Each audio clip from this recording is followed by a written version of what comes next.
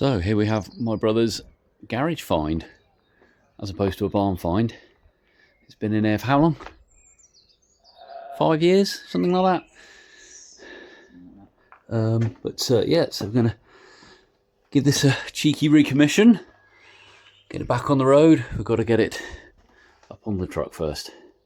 So here it is, back to Manchester Garage UK headquarters for some love. What a great looking car. Retro now, aren't they? A few things on the list. One of them you might be able to spot here. The front suspension spring has snapped, so it's going to need a pair of front springs. I know the front calipers are going to need rebuild.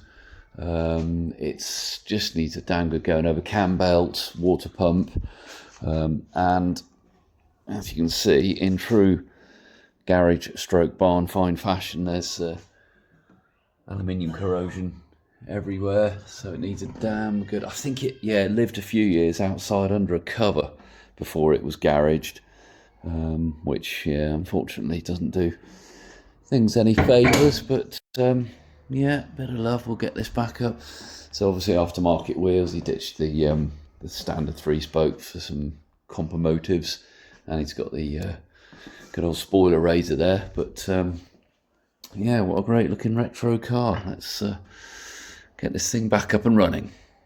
So first thing I like to do is give it a wash, not just on the top, but most importantly underneath. Get all the mud and stuff out the arches, because it's no fun rolling around underneath the car and getting mud in your eyes, is there? So let's give it a wash. Behold the power of potential energy. So we got that snap bit that's come down from the top, and then this bottom bit, that's the bottom bit snapped there as well. So you got 1, 2, 3 pieces. So it's snapped at the top and the bottom. Well, look at that. It just goes to show, just a little bit of rust right there, what it can turn into. I guess that's why they mention rusty road springs on MOTs, because things like this happen. And it happened just sitting there on his drive. Wasn't driving it, so it just shows it can happen at any time. Right, let's get to it and get this strut off. It's looking a bit surface rusty. They're going to be fun to get off, but it's all gotta come undone sooner or later. So I've fallen foul at the first hurdle, really. So I've got the first retaining pin out for the brake pads. This one is seized. So I'm gonna get a bit of map gas in these areas here, because that's alloy, and I've already given it a little bit of a tonk. But we'll get some heat into it, shock these areas with a soft face copper mallet, and hopefully that might shock the electrolytic bond free in there, and then we can punch him out. So let's see how we get on. Yes, we have movement. Not much, but that's enough. So we can get some penetrating oil in there and keep knocking him back and forth until she goes. Yeah, it didn't take too long with the map gas. It works pretty quick, that stuff. Well, that took a keen amount of back and forth, but he's out. Also out is a lot of flaky rust, which has showered off this thing whilst beating that. And I think it's brake dust shield is a little bit gone. I hope you can buy new ones of them. That'd be nice. That is a bit flaky and crispy. He's done. So top tip for you, if you've got screws like this, it's a little T30 headed screw. He was dead tight. I've got 3 more of them, unfortunately. But top tip, shock is your best friend. So I've got soft, I think it's brass or copper punch here. Just get that on there and get yourself a nice big hammer. You could even get a builder's lump hammer on the end of there. Give it a good beating and it will shock that thread free, which is how I've got this first one out. And repeat. Well, that last one there put up a bit of a fight, but I managed to get some map gas in on it and shock him free. it looks like this is supposed to come off and on with the hub flange off, which is yeah, which is a bit annoying because it means having to, well, basically destroy the wheel bearing to get that out.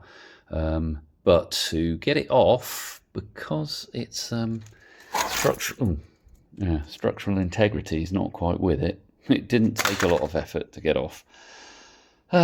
Next. So yeah, I'm glad to have that off. That was yeah, that was fun. Joint down there, joint up there. Did the old double hammer trick on that one to get that one freed off. That one didn't do too badly, just a hammer from the bottom to break those tapers. And yeah, so we got, yeah, 1, 2, 3 bits of dead coil spring there. You know, when you're working on something, you can just kind of finish it, you get to a certain point, and you're just surrounded by tools. So that's the front right, all pulled apart. That's all good. Onto the front left now. Man, this top pin is putting up a fight. What you got to do when you get it, say, out this far, is just clean this area here. You've got a little tapered file with a rough cutting edge on it like that. You can just get in there, clean that up.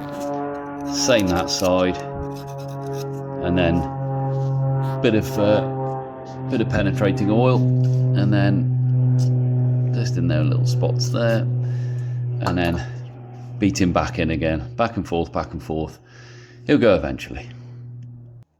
Nice, we're on the home straight now. So now that you've kind of got these bits clear of like the brake pad area, you can just get your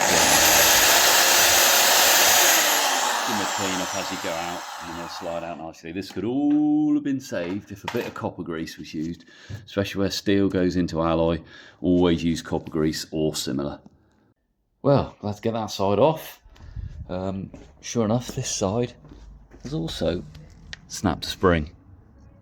Hadn't dropped too far, but you can see the flat section here, which is supposed to be tucked up there, snapped between there, and it is just about hanging in on there. So a lot of potential energy there, so got to be careful with that. Might go pang, don't want to lose a penis now, do we? Right, that's that spring off. Managed to do it and keep all my fingers. Yep, so that's part that one. Didn't even need the spring compressors for that one. I could state that in 3 pieces. Right, probably give these struts a good clean up. Right, that's them all cleaned up. All the rubber bits and the top mount sections all cleaned up as well. Just pulled the arch liners out. Oh my god, what a game that was. It wasn't so much, the problem was is these special fittings that come with mud flaps were an absolute nightmare to get out. To be fair though, I don't know if you can see up here, it's probably a bit dark. I know.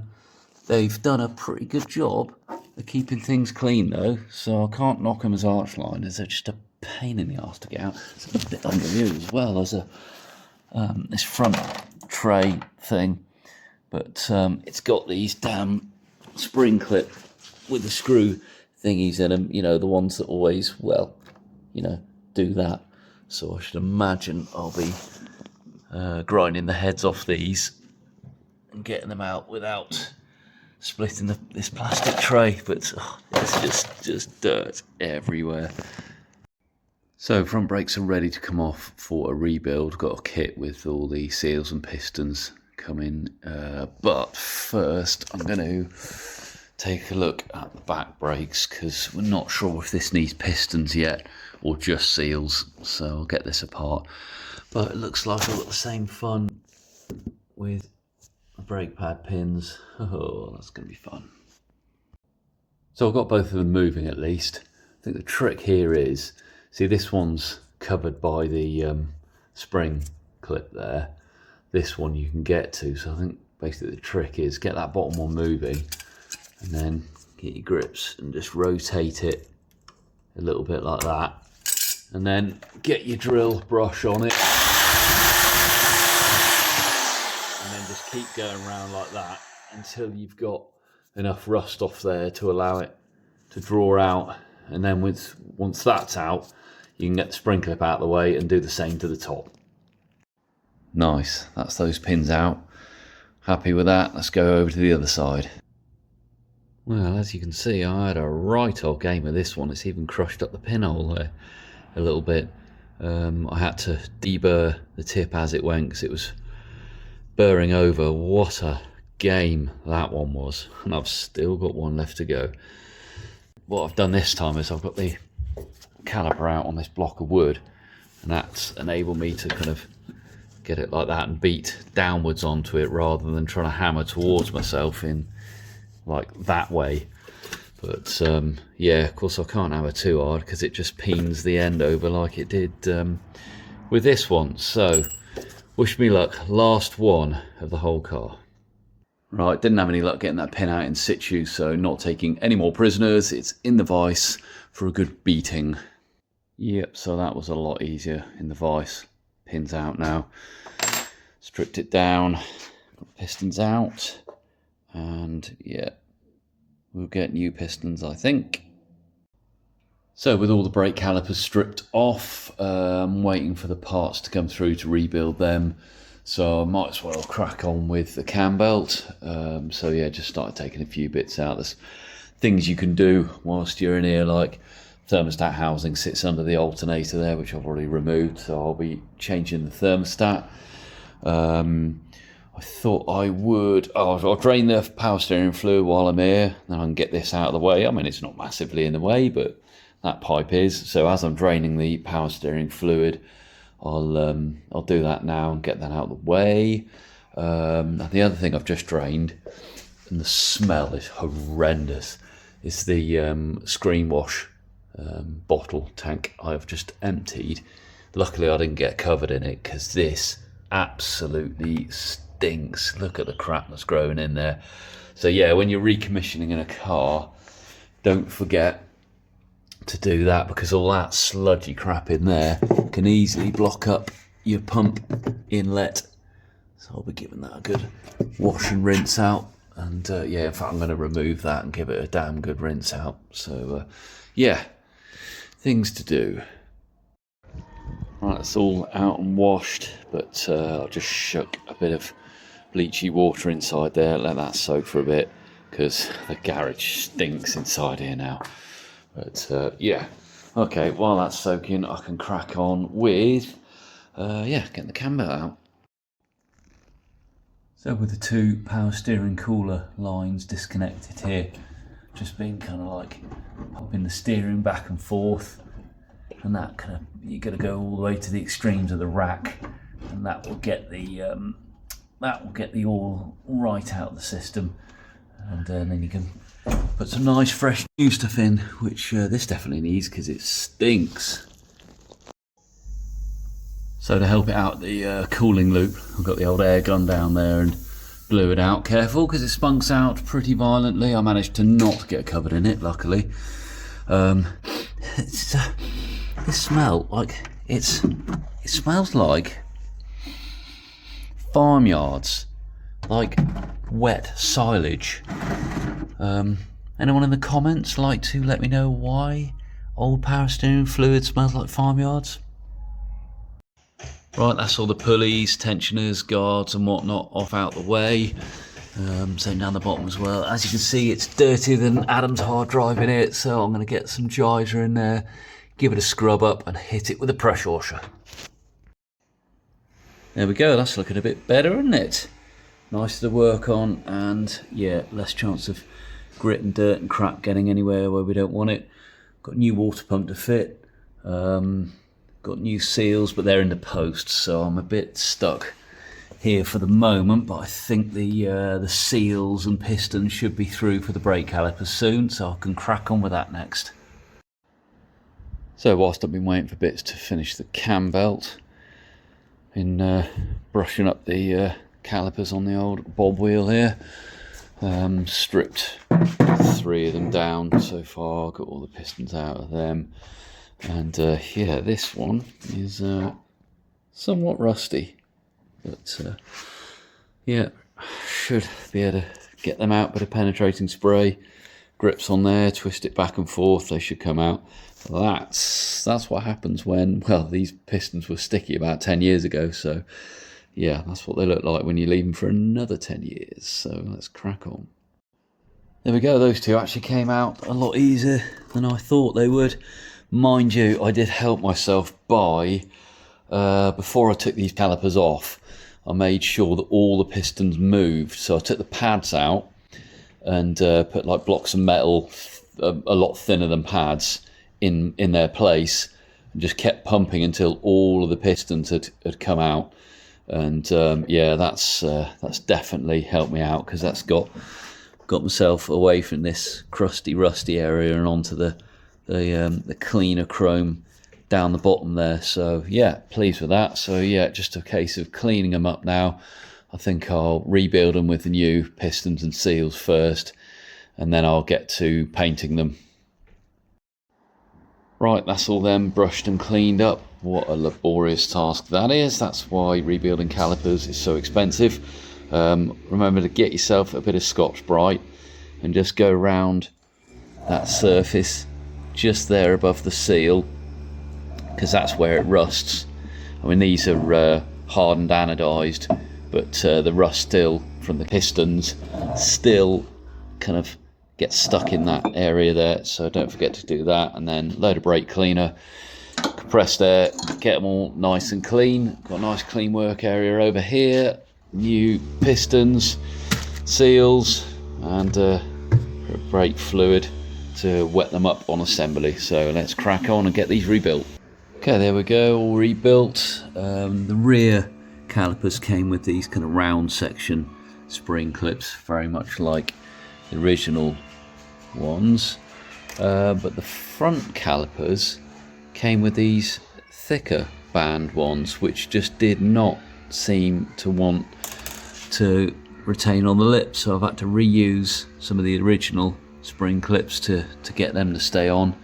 That's the annoying thing when they machine calipers, they never machine a nice lip on them for the rubber to go on, but they seem to be staying on, so yeah, that's good. Just waiting for the paint to come through the post and then get them painted up.